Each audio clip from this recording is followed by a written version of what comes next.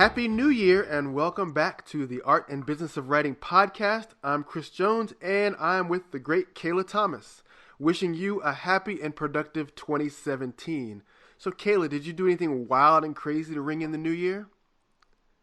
I was in bed by 10. That's about as crazy as it gets around here.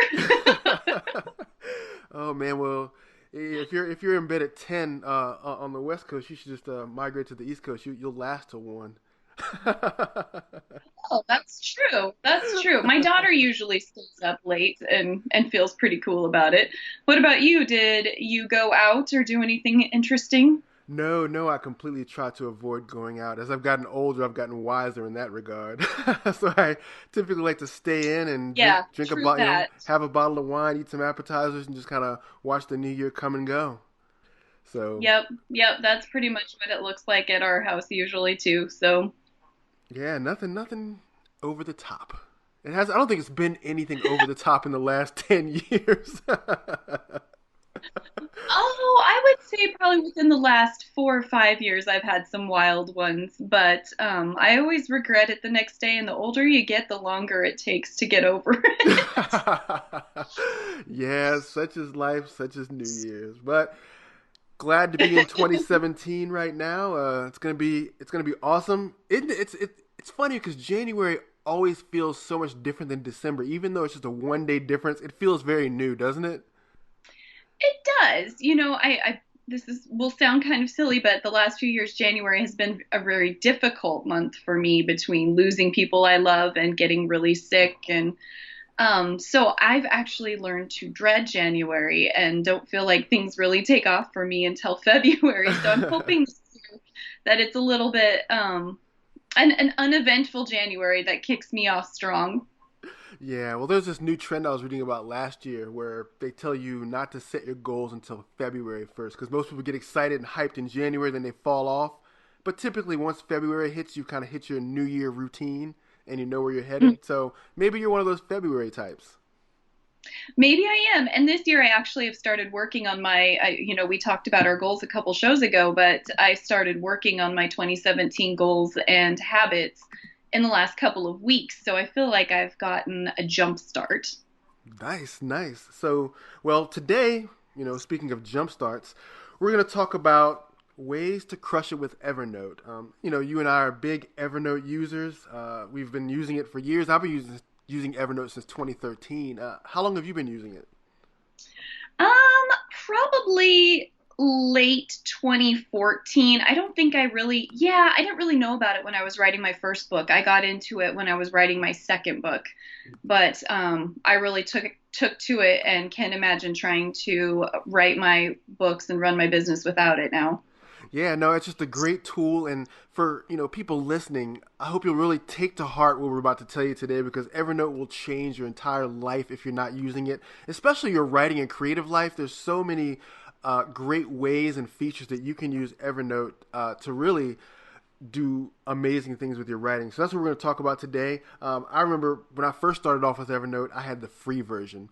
And the free version, you can use it. I mean, you can use the free version very well, but it does get limiting. And so then I, powered up to that premium, that $8 a month premium. And it's been one of the best things that I've ever done because I'm able to do a lot more with Evernote. But speaking of the different types of versions, let's talk about those a little bit. We've got the free, the plus, and the premium. Kayla, do you want to tell the listeners a little bit about kind of what comes in each package, just so they know coming out of the gate before we dive into the meat of it, really what comes with Evernote? Yeah, I think the basic one is a great one to start with. I also started with the free one. And one of the biggest differences between the three levels is the amount of storage that you get. And the cool thing about Evernote is that it will give you so much storage every month. So it's not accumulative. This is what you have forever. You get that much uploading, downloading, I don't know which direction you want to call it, space every month. So in the basic free package, you get 60 megabytes. In the plus package, which is the middle size one, which is $35 a year, you get 1 gigabyte. And then for the premium, which I also use, you get 10 gigabytes. And so for me, I just like knowing that I have all that space and I never have to worry about oh my gosh, am I going to go over and not be able to put more stuff in? Um, on all of them, you can stay organized across different platforms, and you can clip web pages and images, and you can also search text inside images and share and discuss your notes. And you can also put passcodes on your mobile apps. So if you've got some private stuff in there, somebody can't just steal your phone and look at your stuff. But that's where the similarities end. And one of the reasons I upgraded was I definitely wanted to be able to access notebooks offline, because sometimes I'm somewhere where there's not Wi-Fi or I don't have cell service, and I want to be able to look at certain notebooks and continue my work. So I think that's a very valuable feature that's in both the Plus and the Premium package. And I'm trying to think what else. Oh, I really like the live chat option in the Premium package. That's something you and I use quite a bit. And I think some of the biggest things also that are in the Premium that are not in the Plus package is, for one, that live chat, and the being able to search for text and PDFs that you've put into Evernote, or search text in Office documents. So it kind of gives you some more integration into some other systems, which is pretty cool. And then, of course, I don't think I mentioned that you can sync across most of your devices with Evernote. So if you have the basic one, you can have, I think it's 2 devices. So you could have your phone and your computer synced together. But then when you bump up to the middle package and the Plus package and the Premium package, you can sync to all the devices you could possibly want. So that's kind of a nice feature to upgrade to if you have more than 2 devices running your life. Oh yeah, I use that a lot because I've got my Evernote on my laptop, I've got it on my phone, and I've got it in my Kindle. So no matter what I'm using, I've got access to all my notebooks at all times.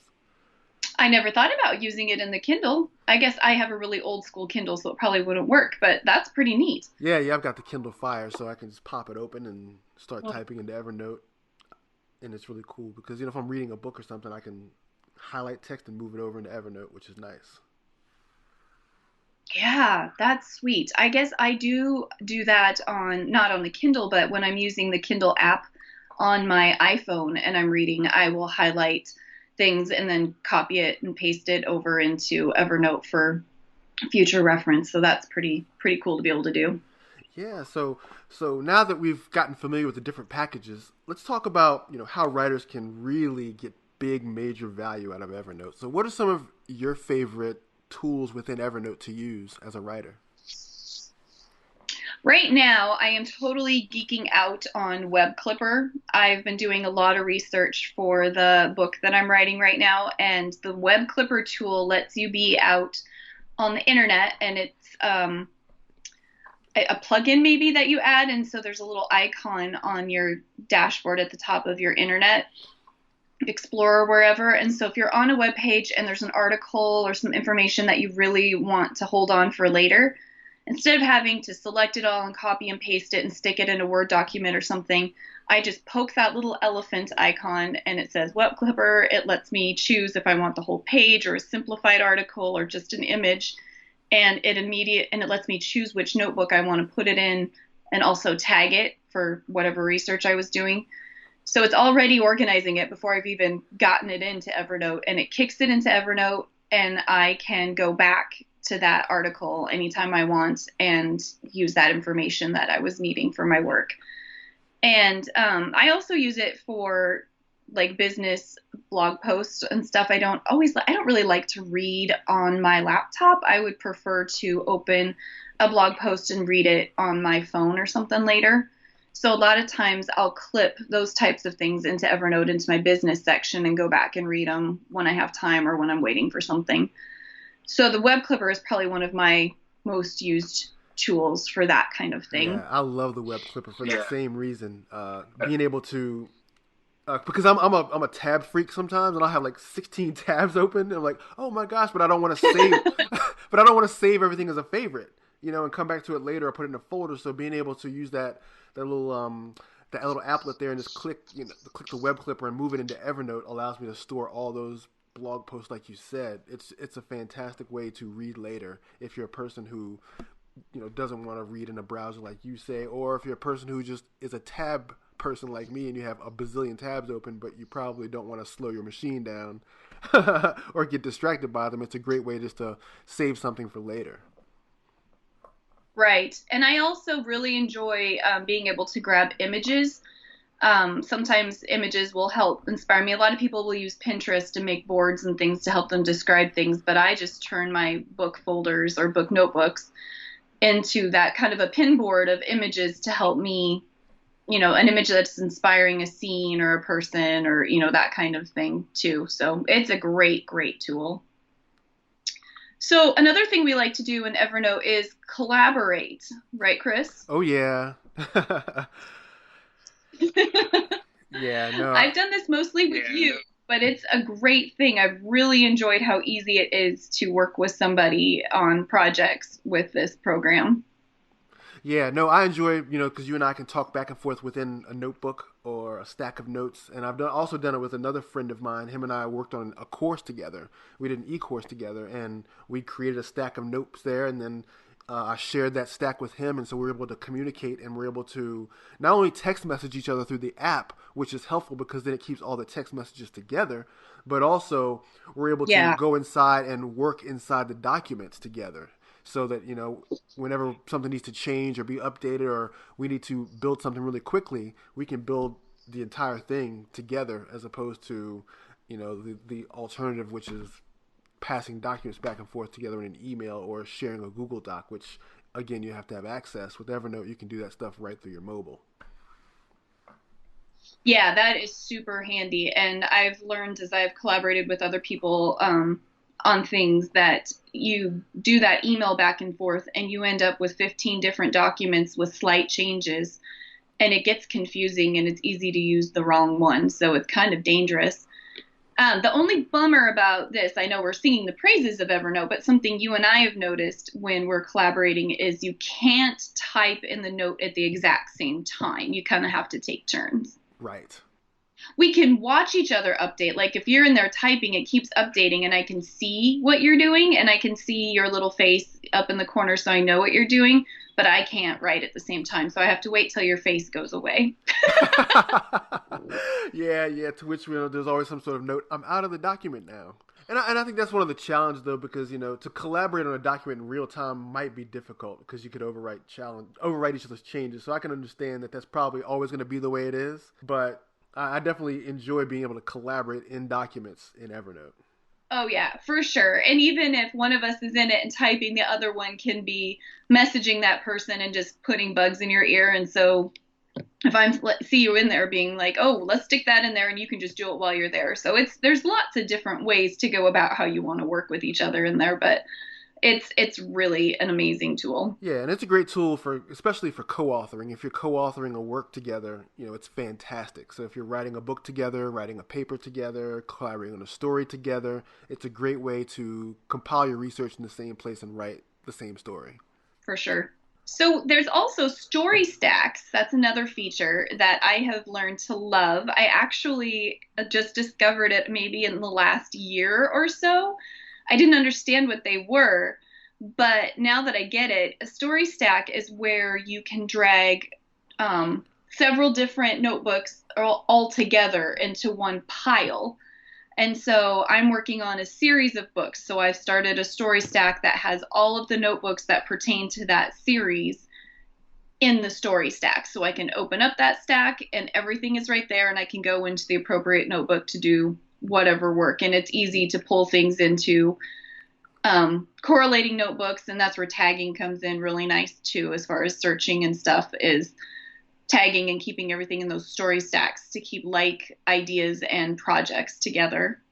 Yes. Yeah, I like to use Story Stack to keep all my clients in one place. So I have a stack called clients, and each client has their own folder.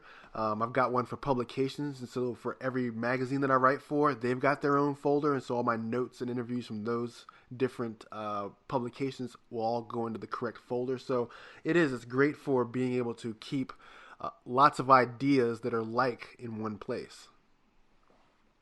Yeah. Yeah, that's fantastic. I wouldn't have thought about it to, well, I don't really work with clients, so that's probably I wouldn't think of it, but to keep the clients together, that's a great idea because you can really, it's a way to keep you from completely cluttering your main dashboard with, 200 different notebooks. And even though some of them are the same and should be by each other, I think they're arranged alphabetically and it can get confusing. So it's really nice to clean up that dashboard by making story stacks.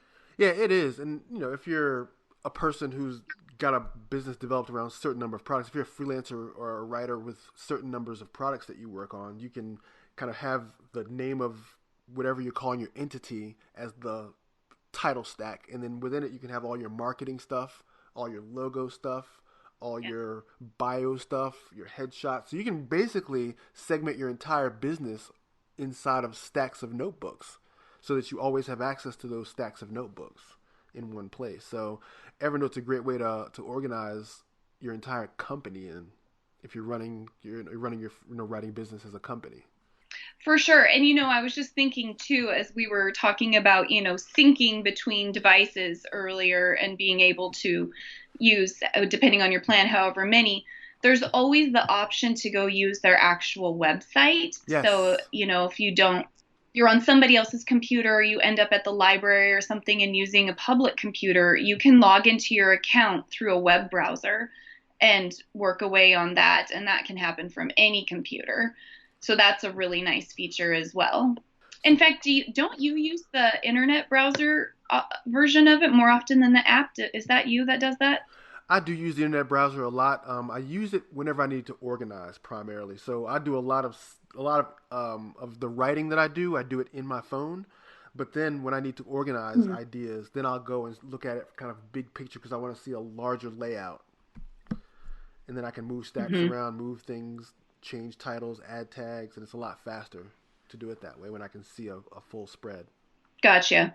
I haven't used the website one very much. I have the app on my MacBook, and so I just open it up and blow it up on the whole screen. So then I have that big screen view like you're talking about versus the one on the mobile for when you're needing to drag things around.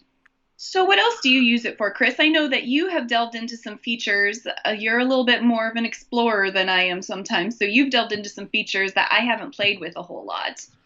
Oh yeah, no, I love Evernote. So one of the things that I enjoy doing with Evernote is recording audio for books and for interviews. So when you create a new note for whatever the case may be, if you're going to start a book or if you're going to record an interview, if you're working on a story and you're going to start an interview, I like to be able to open the note and then press record. You press record, you'll see the little lines that say that the interview's already started, and you just set the device on a table and let it start to record. It's got phenomenal range, so you don't have to worry about, can the app hear me? Is the phone close enough? Do I have to hold it to my mouth?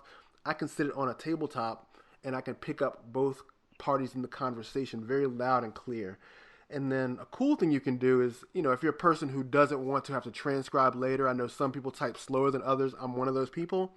You can either use an online service called Transcribe, which is a site where you can upload that MP3 that you've saved in Evernote onto the browser, and then you can type it at your own pace, or you can download Rev and drop that file into Rev and send it off, and Rev transcribers will send it back to you within 24 hours. They charge $1 a minute per audio, which depending on how important that file is to you, it's a bargain or not, but you can give that a try, and we'll put a link to both of those applications in the show notes. But yeah, I love using it as a recorder because then if my mind is all over the place and I've got my mind thinking a lot faster than I can write, then I can pop the recorder out and I can actually record myself. So I think if you're a person who's maybe a fiction author like yourself, Kayla, you can talk about different scenes or characters or descriptions or plot ideas and just record all those and then come back later and actually type out your notes or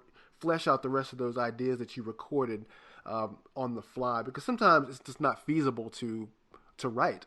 Depending on where you are, you may not be able to take the time to write. Sometimes I'm in my car, so I'll pop it open at a traffic light and I'll start to record while I'm driving. So it all depends on the situation you're in, but being able to use the recorder it's worth its weight in gold to me.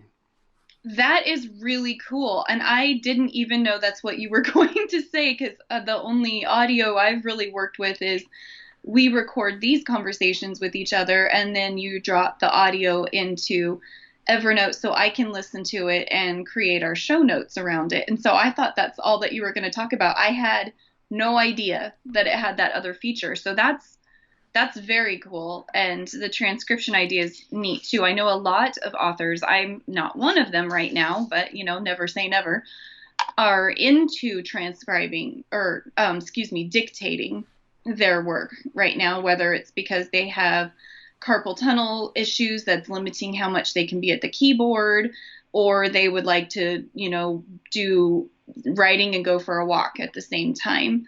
So, and there's other tools that they use for it, but this might be an option for people to consider if things like maybe Dragon or those types of things aren't working for them. Something else I like to use Evernote for, you'd mentioned a little bit ago, was swipe filing. I'm a big swipe filer. And basically, what a swipe file is just a collection of ideas, a catalog of ideas. You talked about Pinterest before and creating a stack of Mm-hmm. ideas. And I love creating swipe files. So I'll have a swipe file stack. And then within that swipe file stack, different notebooks. There'll be a notebook for cover ideas, book interior ideas, text styling ideas, motivational and inspirational quotes that I can use, memes. So different things that I can use and plug in for either stories or blog posts or stuff that I need aesthetically for myself as I work on my projects. I've got access to all those ideas. So sometimes I'll pop into a Barnes and Noble and I'll walk around and I'll take the Evernote app, open up the swipe files, and I'll shoot photos of other people's covers just so I can see, well, whose covers are cool right now, or I'll look at different aesthetics, like I said, like the type, and I'll put it in the type file, or I'll open up the book and look at how the layout is of the contents page or certain other stylings, and I'll put those in the design notebook. So being able to use it as a way to catalog and store ideas and have these ideas in one place is a great thing to do with Evernote as well. So I have a question about that because I may have been doing it and not realized it. Um, so when you're saying swipe file, so you talked about actually shooting a photo with it in that instance.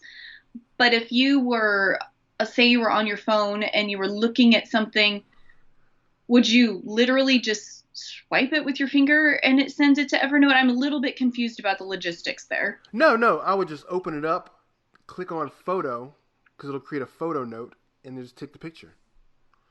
Yeah. Ah, Yeah, swipe file is just a term. okay. It's just a term for it. It's an old school term, but that's what it's called. Because Oh, back in the day, what they would do is, and some people still do it, and to a degree, I still have some swipe files where it's all paper. So you go and you swipe magazine pages out, and you stick them in folders. gotcha. Well, as people will be figuring out, the more you and I are together doing this, they will realize that you're the more tech savvy one of the two of us. I teach me things all the time because I was just sitting here going, "Huh? So you just swipe it with your finger?" So okay. No, Well, no, thank you for breaking that down. it's Evernote, not There might be Tinder. somebody else who didn't get it either. Yeah, it's Evernote, not Tinder. And hopefully I'm not like getting ahead in your list, but as you were talking about shooting the photos, um, I was I've discovered that there is a setting that you can make it scan a document. So it's not Yes. just a picture, it actually scans it, and that is very cool. That is, and that's actually next up is you can actually use Evernote as a scanner for business cards and documents. Something else that I love to do with it. So, I love to network. I love to meet people, and of course, as you network, you're going to collect packs of business cards. And you'll have stacks of them on your desk. So rather than having these stacks of business cards lying around, what I like to do is I like to scan them into Evernote. So I'll put the business card on to a table, lift the phone, turn the phone landscape, and then the phone through Evernote will actually pick up the document itself. So it'll auto shoot it by itself. And then what it does is it takes all of that information and pulls it off the card. And I think there's a way to integrate it with LinkedIn, so it'll take it link it with LinkedIn as well. But yeah, you can scan business cards. And then something else I like to do as a freelance writer is I keep copies of my contracts in there. So if I'm working on a contract with someone, then I can actually take the entire PDF, and I can either take the PDF and email it to myself into Evernote, or if the PDF is on a screen, I can take that screen and then use the web clipper that you talked about earlier and save that document in the web clipper, using the web clipper into Evernote. So I like to be able to have my contracts in Evernote, and then you open it up in Evernote and you can see each page of that PDF, so you always have a copy of your contracts all in one place. So it replaces the old foldering system that you may have on your desktop by sticking everything inside of Evernote, which to me is a lot quicker than the old folder hierarchies that you find on your computer. And then one other way that Yeah. you can Oh, do it, wow. Cool. yeah, again, there's something else you can do, for people who are really, who struggle with keeping things for their accountant for business, is you can create a receipts folder. Mm-hmm. Create a receipts notebook, and then every time you Yeah. go out, scan your receipts, and then keep all your receipts in Evernote. That way your accountant doesn't kill you later on. You can just give the accountant email Yeah. access right into Evernote, and boom, it's all done. Right. And you don't have to have little boxes of paper floating around. That's one of the things I love about Evernote is cutting back on the little pieces of paper that are running around all the time. Yes, it's a great way to do that. You can keep, copies of your business licenses in there. You can keep copies of any and every document that you have related to your writing business. So definitely use the scanner feature, and it's so easy to use.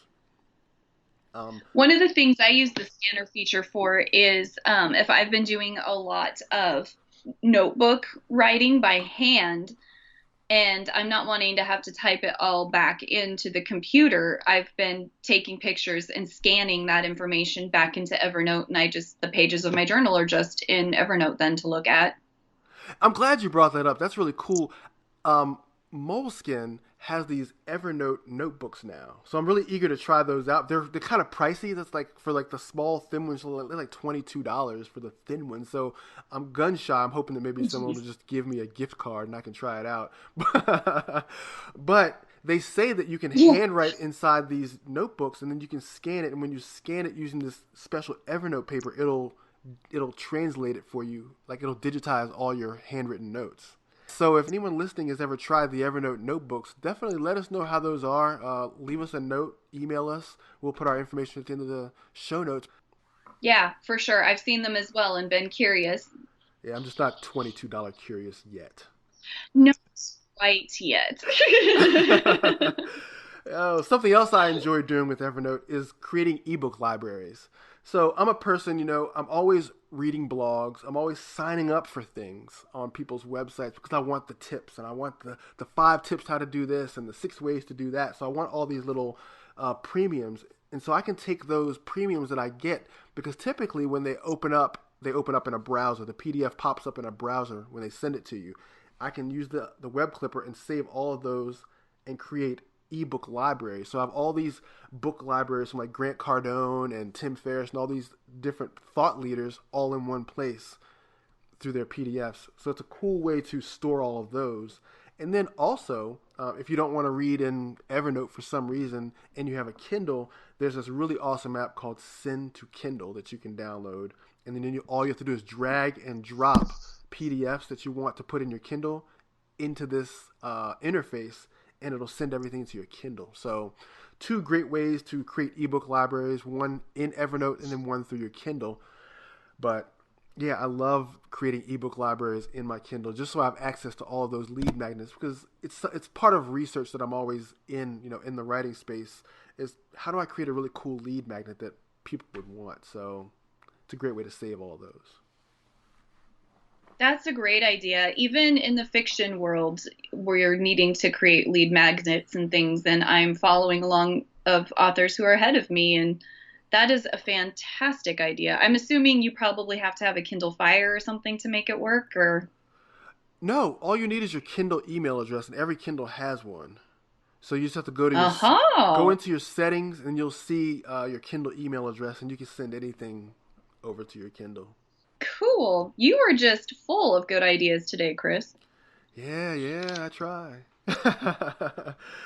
And now this one's really cool. This one's presentations. I love using Evernote for presentations. And it's a premium feature, so it doesn't come with the free or the plus, but it allows you to turn notes into presentations. And it's not as sophisticated as PowerPoint or Keynote, which they're more robust. I think Keynote probably is, the top notch when it comes to presentations. But it allows you to use pointer colors. So if you're going to do a presentation on a screen, you can change the pointer color and you can make simple presentations. But I prefer using it as a teleprompter. And so what I can do is I can open up Evernote on my laptop. And if I'm doing an audio presentation like we're doing right now, we're doing a podcast, if I just want to see all my notes on the screen in a large enough font to where I can just scroll and keep up, then I can use it as a teleprompter, because then I can change the size of the text. I can change how the text is positioned on the page, and then it just reads in a very focused black and white version. So the screen is black and the text is white, so it's a lot easier to read. And of course, someone may ask, well, can't I just do this with a Word document? You can, but why would you want to do that? It's not, Word isn't sexy, Word isn't cool, and, and Word is so problematic. But Evernote, again, it puts you into a focus mode, and then you can just slowly move your text, scroll your text up the screen, and it makes it so easy to deliver presentations using Evernote. I've been curious about this because I've seen the potential, and as you know, I do presentations often at schools to talk to kids about what it's like to be an author. And I was worried that you have to actually give the presentation to Evernote. It's not something that you could save to a thumb drive and then go do it off of someone else's computer. You'd have to do it off of your own. Is that correct? Yeah, you do it through your own Evernote. It's not, yeah, because it's an Evernote. It's an Evernote feature built into Evernote, so it's not like a standalone, like a PowerPoint, where you can email a PowerPoint or email a Keynote. So okay, that's what I was thinking. So I yeah, just want people to know that you had to create something so big and beautiful and then realize that you can't get it out to anybody. yeah. Now, and then the last thing that I like to use it for is to send email into Evernote. I think everyone's goal is inbox zero every day when they wake up. How do I delete as many emails as possible? Well, Amen. with Evernote, if you're subscribing to email lists on a regular basis because you want information from people, use your Evernote email address. Evernote gives you an email address. It'll be like, Chris1234 at Evernote, .net or whatever the case may be. But look for your email Evernote address in your settings, and then use that in place of your personal or your business email address. So when you subscribe to things, all those things get sent directly into Evernote, so it doesn't clutter your inbox out. So it's a great way to get all those subscriptions and not worry about having a full blown up inbox. Evernote can do the heavy lifting instead of your inbox. But something else I like to do is, if there are things in my inbox that I don't necessarily want to delete, but I don't necessarily want them there either, sitting in my inbox, then what I'll do is I'll forward those into Evernote. So just hit the forward icon and then just send them right into Evernote and let them sit there in a folder to read later, or whatever the case may be. And then you can tag things too. So if you have things like email newsletters, use the tagging function in Evernote, and put, email newsletter as the tag. That way when you go to search it, it'll pull up everything that you've moved over there. But yeah, sending things to Evernote will save you so much inbox clutter. That is amazing. I have been working on building my email list, and so I've subscribed to some people to see what their autoresponder sequences look like. And I didn't know I could forward them to my Evernote. So I've been copying and pasting the actual email, and then copying it out of the email and then pasting it into Evernote, and then deleting it when it could just be a click of a forward button. So I'm really glad to know this. Hopefully everybody else will be as excited as I am. Yeah, it's fun. It's fun. But there's something you like doing too, which is keeping lists. You want to talk about that a little bit? Oh yes, I am a crazy list lady. I do all kinds of lists. I keep a working note for all of my books of, like, if I think of a scene that needs to be done or a change that I need to go back and do, but I don't want to break my rhythm of moving forward on the book, I'll pop into Evernote, just make a quick note, go back and change the name of this person to this, and little notes like that to keep me going. And then I can just open that list when I sit down to work, and it lets me, just tick them right off. So that's one way I do it in there. And another kind of list is my character lists. I keep them in there. You can do that in Scrivener, and I did it for a while, but the thing is if you're working away from your computer on a notebook, then you don't have access to your Scrivener list. So I've started keeping all of my character lists with their descriptions and backstories and things in Evernote, because even if I'm just out at a coffee shop with a notebook, I've still got my phone and I can open that up and double check those types of things. So those are just a couple of examples of lists that I keep for my writing. Right now, I'm planning a book signing at a local coffee shop bar, and so I have a to-do list, and I'm getting ready to rebrand one of my books, and so I've put all the to-do lists of the things that need to happen and those processes in there as well. Right. And the cool thing about that is when you create those lists, you can also set reminders so that you don't forget that you have a list or you forget that you have a task on the list. Right. That's always a bummer.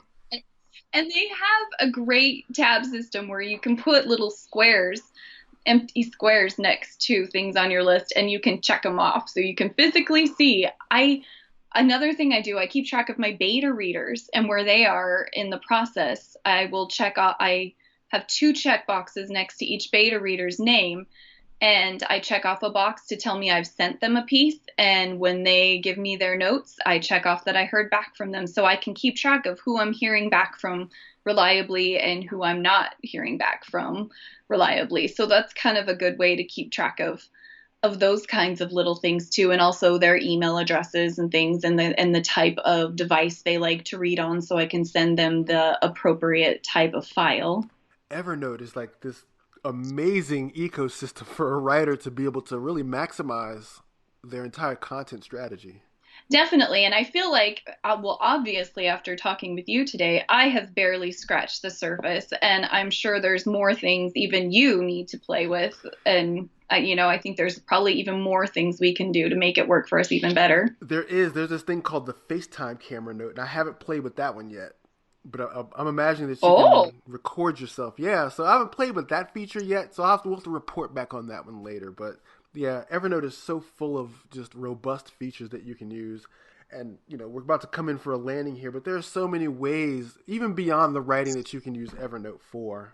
I've used it to keep all my automotive records in or to inventory things in my house. So, I mean, what are some things you use it for beyond the writing?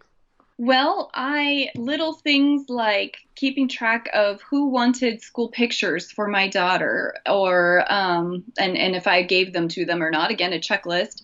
I did our Christmas shopping. I organized the Christmas shopping in there, who we needed to shop for, how much we could spend, and then once I purchased a present, I wrote down what it was. Because sometimes I shop really early and forget that I've shopped for someone. And I also made a list of, we have this much money to spend, and I wrote down everything that we spent underneath it, so I knew whether I was staying in budget or not. So that was really helpful.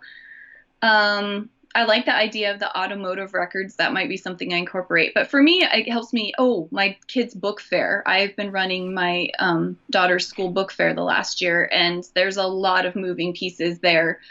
And I put everything in Evernote, so when I'm up at the school doing business stuff, I can just pull it up and look at it. So you can use it in pretty much any instance in You your really life. can. Yeah, I also keep all of my account numbers in there. So if I, like for my gas bill or my electric bill, just because when you get on the phone, you're like, oh, what's your account number? You're like, oh my gosh, where is my account number? So having the account numbers in Evernote also saves you a step. So Evernote is your everything tool. We talked about a lot of the writing, but feel free to download it, explore it, and then write back to us and let us know how you're using Evernote to improve your writing life and even your personal life. So there you have it, both sides of Evernote. Be sure to check out the show notes to get a rundown of what we discussed today, plus links to some of the apps that we talked about that were not a part of the Evernote ecosystem. If you want to get in touch with me, you can find me at chris@readywritelaunch.com or by filling out the form on my site. And you can find me on Twitter at Chris Jones Inc. And Kayla, tell them where they can find you. They can get a hold of me at kayla@kayladonthomas.com, or just through my website, kayladonthomas.com. And I am also on Twitter, and my handle is kayladonwrites. Awesome. So happy writing. Cheers to a great 2017. And